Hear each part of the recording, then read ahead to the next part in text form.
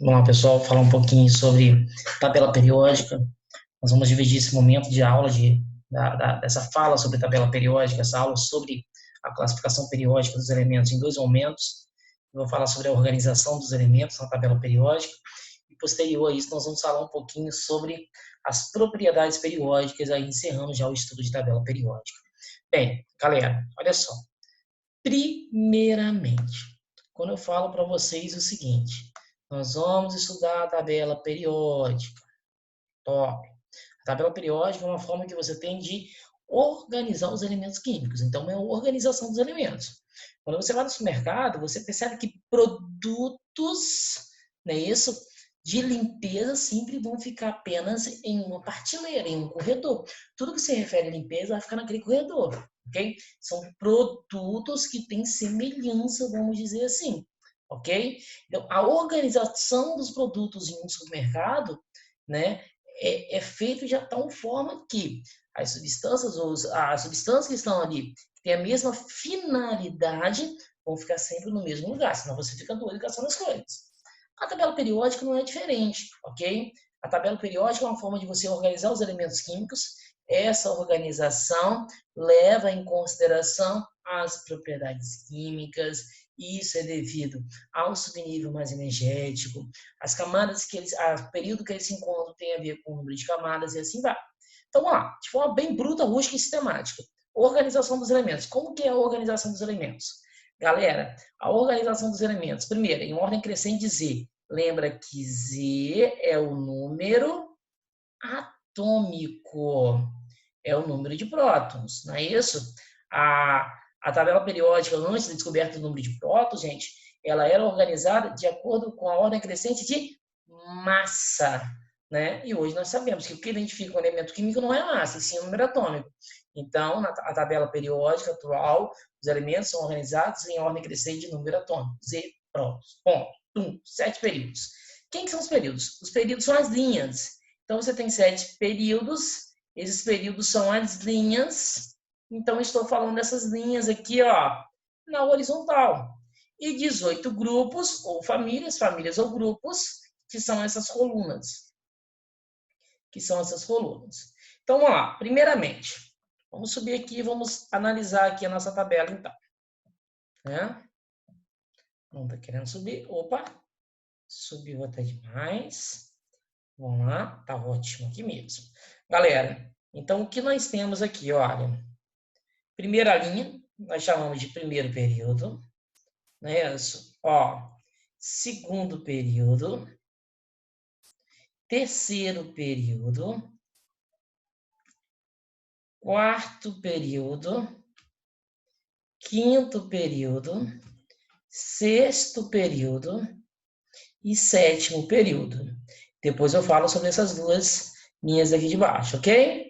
Queridos, os períodos se referem às camadas. Se você for lá na distribuição eletrônica, quando você realiza a distribuição eletrônica, quando você estudou o modelo atômico de Bohr e aí colocou o semifield no meio para chegar no diagrama de Linus-Pauling, você aprendeu o seguinte, queridos. Você aprendeu que um átomo possui 7 camadas eletrônicas. Então, o primeiro período se refere à camada K, o segundo período se refere à camada L. O cara que se encontra no sexto período é porque ele tem 6 camadas eletrônicas.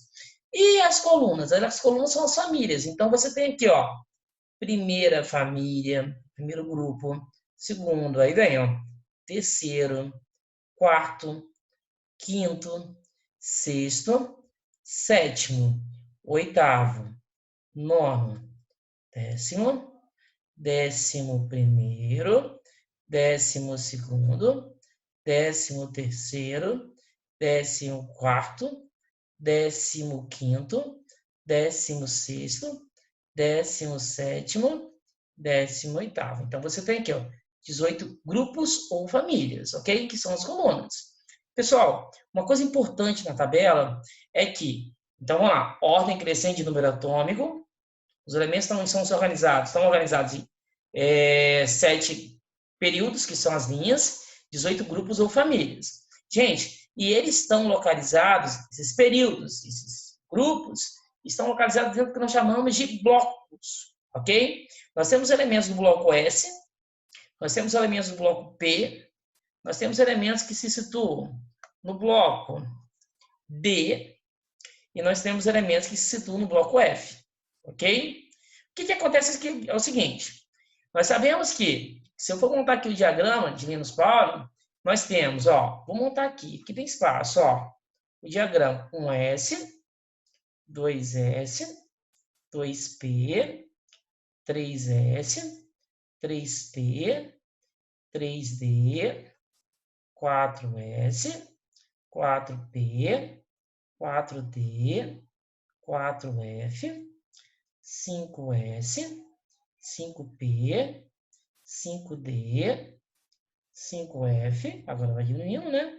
6S, 6P, 6D, 7S, 7P. Esse é o diagrama, não é isso? Então, vou trocar a cor aqui da caneta, fazer uma vermelhinha, e vamos marcar como que fica, né? Aqui na diagonal, lembrando, sempre de cima para baixo. Esse videozinho vai ficar um pouquinho longo, galera, mas confia aí, vai ser, né, de grande valia, vamos dizer assim, para todos nós. Então, tá aqui. Gente, o diagrama é a tabela, o diagrama, tá, gente? Então, vocês têm que ficar muito ligados, bem ligados, nisso daí. Quando você faz a distribuição eletrônica, você consegue saber a localização do elemento na querida, bela e amada tabela periódica. Então, olha só, presta atenção.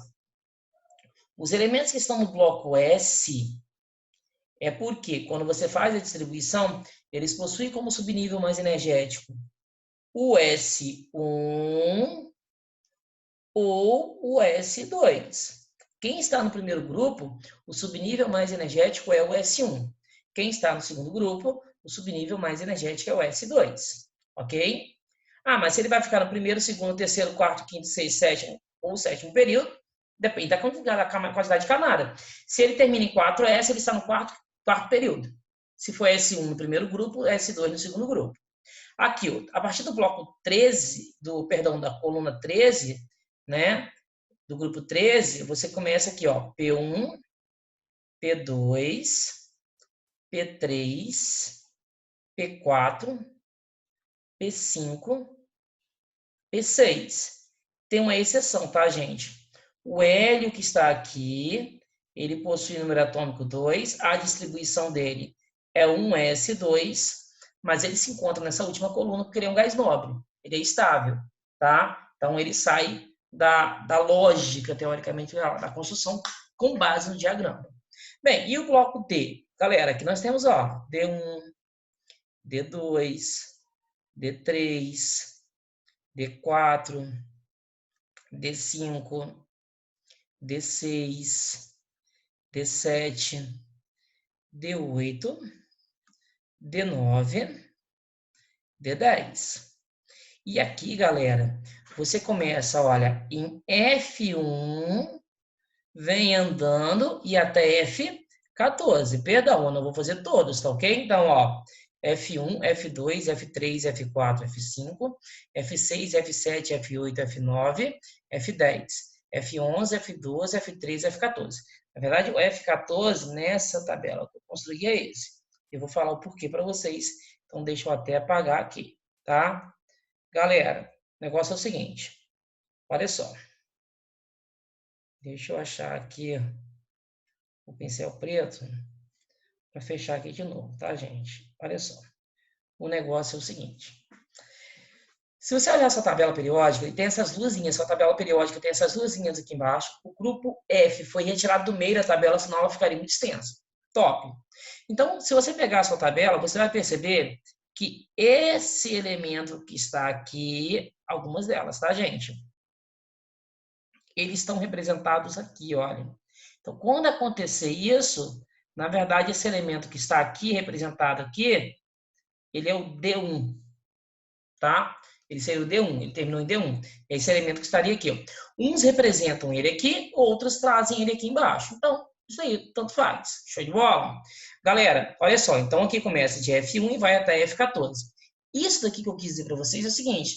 Se você faz uma distribuição eletrônica, você consegue saber qual é o grupo, né, a qual esse elemento pertence na tabela, simplesmente com base no subnível mais energético. Simplesmente com base no subnível mais energético.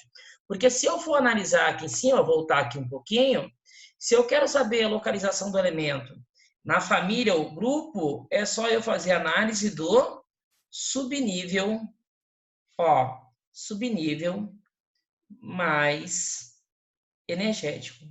Ele me diz, tá, gente, qual é o grupo ou família que esse elemento se encontra.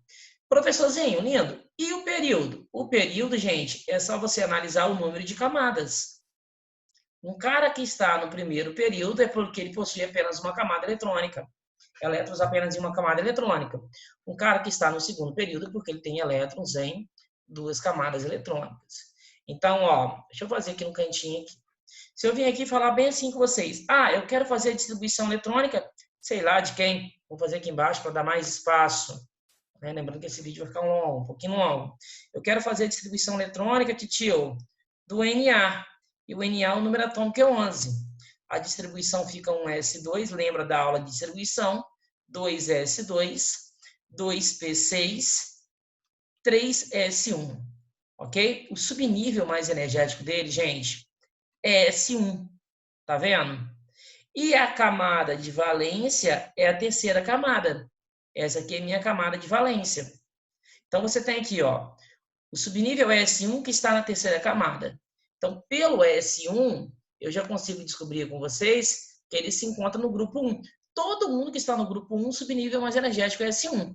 Então, não pode estar no primeiro período nem no segundo período. Ele vai estar no terceiro período. Por que no terceiro período? Ele está no terceiro período porque ele termina em 3S1. Ou seja, ele tem 3 camadas eletrônicas, o subnível mais energético é S1. Vou pegar mais um exemplo para a gente aqui, tá, gente? Então, sei lá, vamos pegar aqui para a gente trabalhar. Eu vou pegar o S, que é 16, tá? Então, a distribuição do S fica 1S2, 2S2, 2P6, 3S2, 3P4. Então, repare, a distribuição dele terminou em P4. Quando termina em P4, galerinha linda, opa, deixa eu voltar aqui. Opa, dei uma desconfigurada, voltei, beleza. Quando termina em P4, ele está no grupo 16. Se você analisar ali embaixo, ele terminou em 3P4. Então, ele possui um total de 3 camadas eletrônicas, terceiro período, P4, grupo 16. Portanto, aqui vai estar o S, que possui o número atômico 16.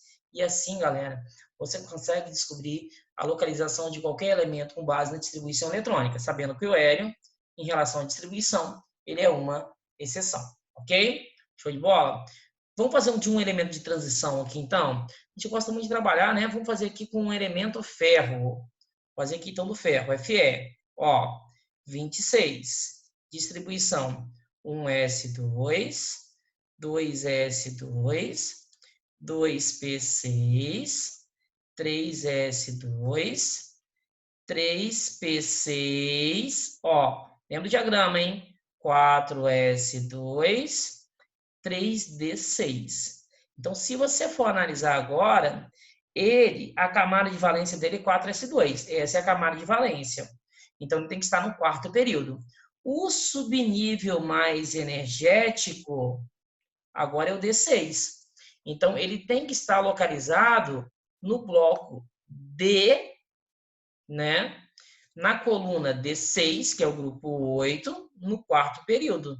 É por isso que o ferro ele se encontra exatamente aqui, é a localização desse elemento. Beleza? Vamos lá, então? Continuando. Olha só, galera. O bloco S. Aí vamos falar aqui agora de nome de famílias. O bloco S. O bloco S. E P, eles são chamados de elementos representativos.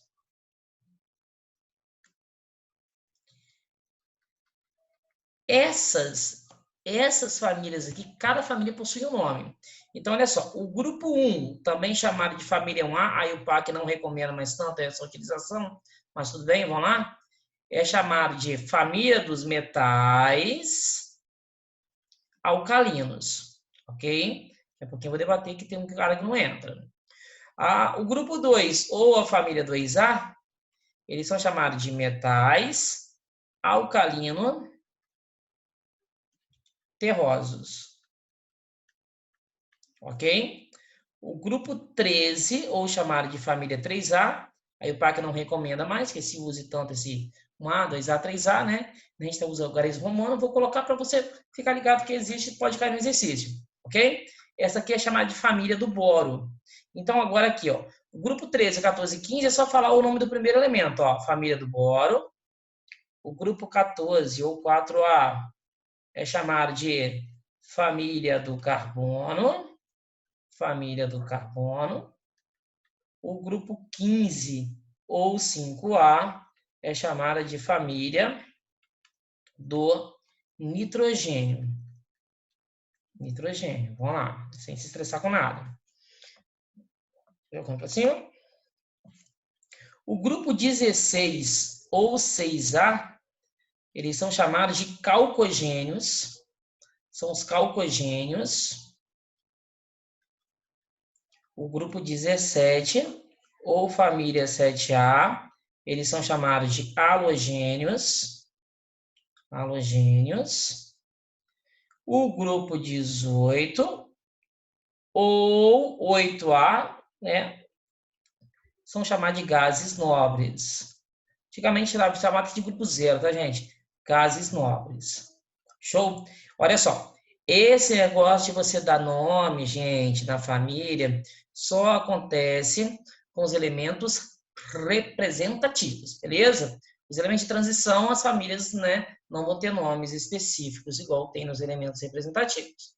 Então, vamos lá. O bloco, voltando, o bloco D, os elementos do bloco D, gente, eles são chamados de elementos de transição externos. Enquanto que os elementos do bloco F, aquelas luzinhas de embaixo, eles são chamados de elementos de transição internos. O que quer dizer isso? Quer dizer que eles foram retirados internamente da tabela periódica. Então, bloco D e bloco F. Vamos voltar aqui no desenho e tentar compreender isso mais um pouquinho agora. Vamos lá. Gente, então juntinhos aqui com o titio de vocês. Vamos lá. Ó, S e P são os elementos representativos, ok? O D, elementos de transição externos. E o, vamos cercar aqui de azulzinho, e o F são os elementos de transição internos. Os elementos de transição internos, gente, olha só, eles possuem duas séries, nós chamamos de duas séries, ok?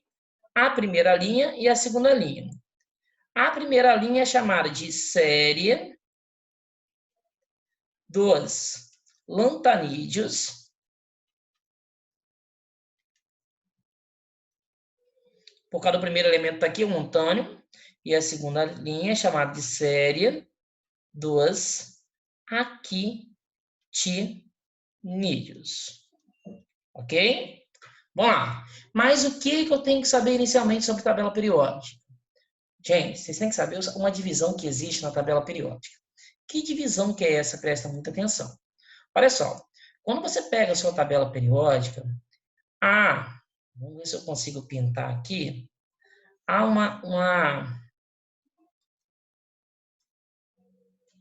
não vai dar certo não, então eu vou rabiscar, tá, gente? Então, olha só, lantanite, acabou apagando aqui, peraí, tem que ter paciência, lantanídeos. Então, vamos lá, eu vou fazer o seguinte, eu vou pegar